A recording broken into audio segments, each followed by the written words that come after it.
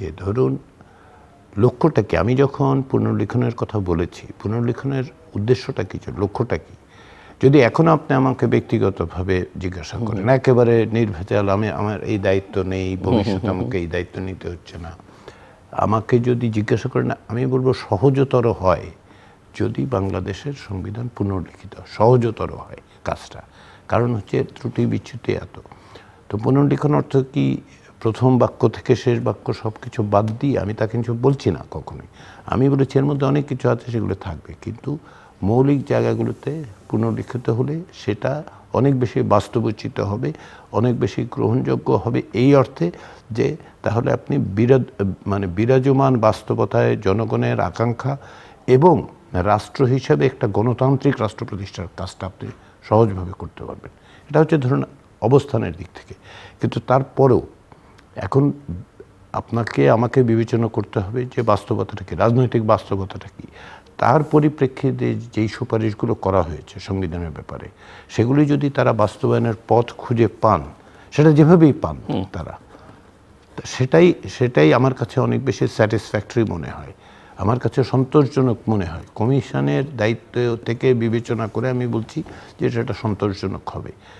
Perfect হবে কি, তো এখন পারফেক্ট ডকুমেন্ট তৈরি করা তো সহজ কাজ নয়, এবং সম্ভব কিনা সেটাও প্রশ্ন সাপেক্ষ, তাই না? তো ফলে আমাদের বিবেচনার দিক থেকে আমি বলবো যে যদি রাজনৈতিক দলগুলো এইটা পুঙ্খানুপুঙ্খভাবে পর্যালোচনা করেন, তাহলে তারা একটা পথ বের করতে পারবেন যে এগুলি বাস্তবায়ন করা যায়। আপনি বলছিলেন যে কে করবে, এই প্রশ্ন তো ছিল, এই সরকার করতে পারবে কিনা, করা উচিত কিনা, গণভোট হবে কিনা, গণপরিষদ তৈরি হবে কিনা, এগুলি হচ্ছে পদ্ধতিগত প্রশ্ন। পদ্ধতিগত প্রশ্ন দিক থেকে এই সরকার করা না করার চেয়েও বড় প্রশ্ন যেটা এই পদ্ধতির, সেটা হচ্ছে আপনি জনগণের অংশগ্রহণের পথ কতটা উন্মুক্ত করতে পারছেন। যে কারণে ব্যক্তিগতভাবে আমি তখনও বলেছি, এখনও আমি মনে করি, সেটা হচ্ছে যেই প্রক্রিয়ার মধ্য দিয়েই এই সুপারিশগুলোকে বাস্তবায়ন করেন অথবা অন্য সুপারিশগুলো বাস্তবায়ন করেন, শেষ পর্যন্ত আমি অনুরোধ করব রাজনৈতিক দলগুলোর কাছে যে একটা গণভোটের ব্যবস্থা আপনাকে করতে হবে। কারণ হচ্ছে যে যদিও রাজনৈতিক দলগুলো জনগণের এক বিশাল সংখ্যক মানুষকে প্রতিনিধিত্ব করে, before or after national election যে কোনো এক সময় করতে হবে, যে কোনো এক সময় করতে হবে। কারণ হচ্ছে যে আপনি যাই করতে চান তার মধ্যে জনগণের অংশগ্রহণের পথটা কীভাবে আপনি নিশ্চিত করবেন। রাজনৈতিক দলগুলি নিঃসন্দেহে জনগণের একটা বড় অংশকে প্রতিনিধিত্ব করেন, কিন্তু এটাও তো বাস্তবতা যে সবাইকে প্রতিনিধিত্ব সব দল করতে পারে না। একটি দল বা 10টি দল মিলে সবাইকে প্রতিনিধিত্ব কিন্তু করেন না, করা সম্ভব না। এটা কোনো রাজনৈতিক বিবেচনায় কেউ বলবেন না, এটা কোনো রাজনৈতিক দলের প্রতি কোনো রকম অ্যাসপারশন করেন না। সমাজে অনেক মানুষ আছেন, তো তাদের কথাগুলো আমরা শুনবো কী করে, তাদের মতটা আমরা নেব কী করে। দেখুন, আমরা যখন প্রক্রিয়াটা শুরু করি, জনগণের এই যে স্টেক হোল্ডারদের, অংশীজনদের অংশগ্রহণ করা, আমরা প্রথমে একটা ওয়েবসাইটে বললাম যে আপনারা মতামত দিতে থাকুন, কিন্তু একই সঙ্গে আমরা এটা একটা বিবেচনা করলাম যে দেখুন ওয়েবসাইটে যারা দিচ্ছেন আমি তো জানি না কে তিনি কি নারী, তিনি কি পুরুষ, তিনি কি শহরে থাকেন, তিনি কি গ্রামে থাকেন, তার বয়স কত, কিছুই আমি জানি না। কিন্তু তারপরেও তার মতটা গুরুত্বপূর্ণ, তারপরেও আমি হয়তো মেথোডোলজিক্যালি জানি না। সেই জন্য আমরা পরবর্তী সময় একটা খুব মেথোডোলজিক্যালি সাউন্ড একটা সার্ভে করলাম আমরা 46,000 হাউস হোল্ডে, যেখানে আমরা তথ্যটা আরও বৈজ্ঞানিক পদ্ধতিতে আমরা বুঝতে পারবো। কিন্তু আমি কিন্তু দুটাকে গুরুত্বপূর্ণ মনে করি। এই যে 50,000 লোকের কথা, এই যে অংশীজনদের মধ্যে থেকে এসে কথা বলা, এইরকমভাবেই আসলে আমি গণভোটের কথাটা বিবেচনা করি আর কি। এমনিতে যদি মৌলিক কাঠামোগত বা একটা গণতান্ত্রিক বাংলাদেশের আকাঙ্ক্ষা থেকে এই সংবিধানের যে পরিবর্তনগুলোর কথা নানা সময় আলোচনার মধ্যে আছে, কি কি সুপারিশ আপনি মনে করেন যে যেগুলো সিগনিফিকেন্ট এবং করাই উচিত আপনি মনে করেন? করাই উচিত। সবচেয়ে বড় জিনিস হচ্ছে ধরুন একটা সংবিধানের ক্ষেত্রে একটা দুটো বিষয় বাদ নিয়ে আপনি পিক অ্যান্ড চুজ করতে পারবেন না। অন্ততপক্ষে আমরা যে প্রস্তাবগুলো দিয়েছি, আমরা যে সুপারিশগুলো করেছি, সেগুলো এক অর্থে পরস্পর সংশ্লিষ্ট।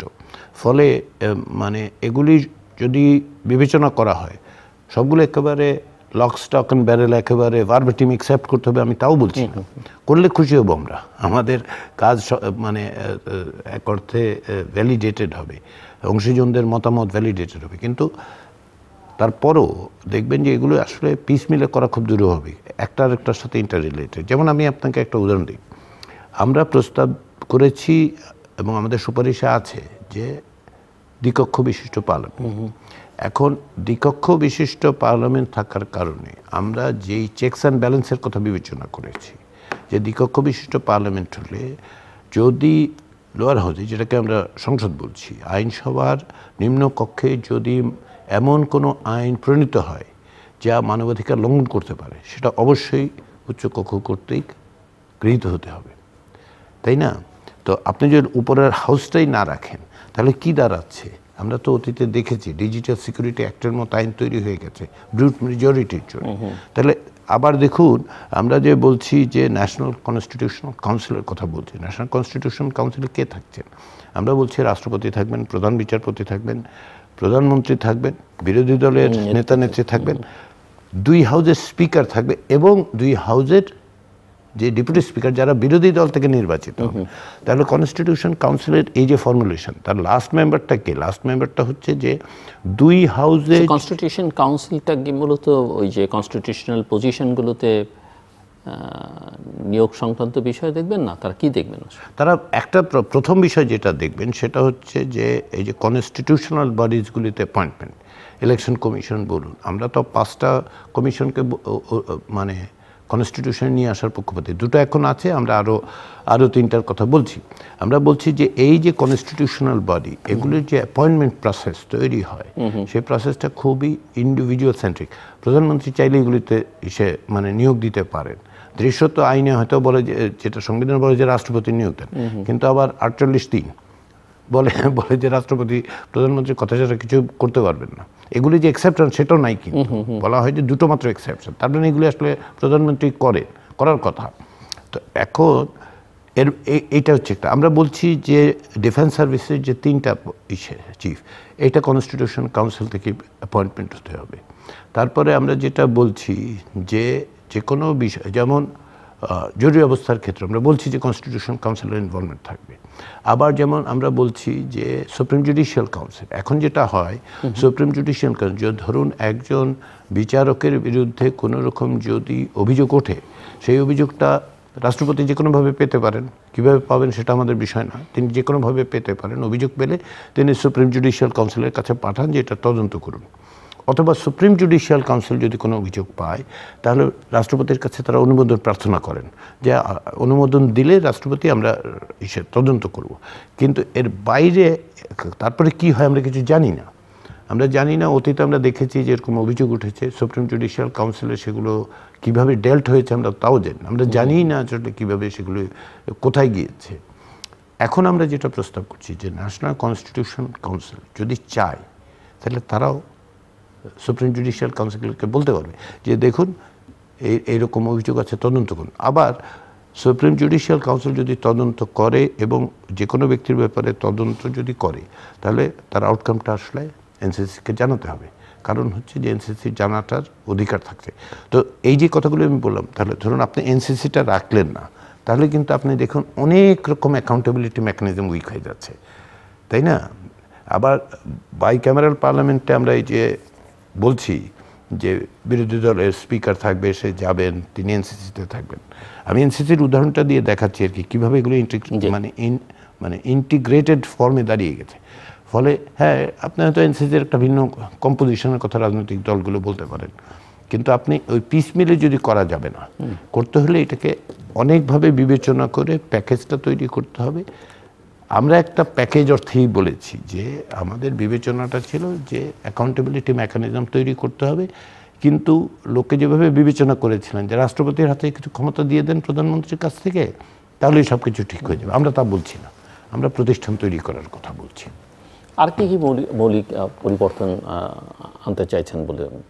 এই যে ধরুন প্রধানমন্ত্রীর প্রতি অনাস্থা প্রকাশ করার কোনো উপায় নাই এখন, একেবারেই উপায় নেই। 70 অনুচ্ছেদ কী করে? 70 অনুচ্ছেদ বলছে যে ওই যে ফ্লোর ক্রসিং হলে ইনস্টেবল হয়ে যাবে, মানে ইনস্টেবিলিটির যে ধারণা। তো আমরা এই 70 অনুচ্ছেদের ক্ষেত্রে বলছি যে বাজেট ছাড়া, যেটা মানি বিল, অর্থ বিল ছাড়া আর সব বিষয়ে তারা সদস্যরা তার দলের বিরুদ্ধে ভোট দিতে পারবেন। এখন দলের বিরুদ্ধে ভোট দিতে পারবেন এই কথাটা আমরা বলছি কেন? আমরা বলছি যে প্রধানমন্ত্রীকে অপসারণের আর কোনো ব্যবস্থা বাংলাদেশের বিদ্যমান সংবিধানে নেই। এটা 72 সাল থেকেই নেই, একেবারে 72 সাল থেকেই নেই। দেখুন, ওয়েস্টমিনিস্টার স্টাইল গভর্নমেন্টেও যদি পার্লামেন্টারি সিস্টেমেও কিন্তু প্রাইম মিনিস্টারের রিমুভালের প্রসেস থাকে। এটা ইমপিচমেন্ট না, রিমুভালের প্রসেস। রিমুভাল কে করে? এটা প্রেসিডেন্ট করেন না, এটা আর কেউ করে না, তার দলের লোকজনই করবে। কিভাবে করবে? ধরুন ব্রিটেনের ক্ষেত্রে আমি যে উদাহরণটা দিই, 2022 সালের অবস্থাটা দেখুন। কনজারভেটিভ পার্টি ক্ষমতায় থাকলো, তিনজন প্রধানমন্ত্রী দায়িত্ব পালন করলেন। তারপরে নির্বাচনে কনজারভেটিভ পার্টি হেরেছে, কিন্তু তার আগে তো মানে অকস্মাৎ সরকার পতন হয় নাই। কনজারভেটিভ পার্টিকে অকস্মাৎ চলে যেতে হয়েছে তা তো নয়।